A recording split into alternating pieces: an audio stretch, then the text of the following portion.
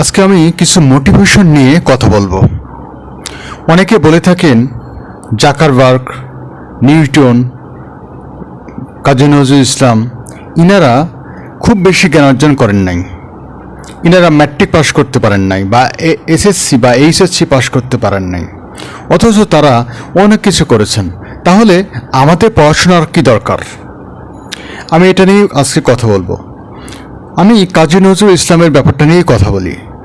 কাজী নজরুল ইসলাম, যিনি বাংলাদেশের বিভিন্ন স্কুলে তিনি পড়াশোনা করেছেন এবং তাকে বলা হতো স্কুল পালানোর ছেলে। আসলে তিনি দেশের বিভিন্ন স্কুলে গিয়ে সে লাইব্রেরিতে গিয়ে পড়াশোনা করত। একটা লাইব্রেরিতে পড়াশোনা শেষ, সে এই স্কুল ত্যাগ করে অন্য একটা লাইব্রেরিতে গিয়ে তারা পড়াশোনা করত। একইভাবে যদি আমি বলি যে বিল গেটস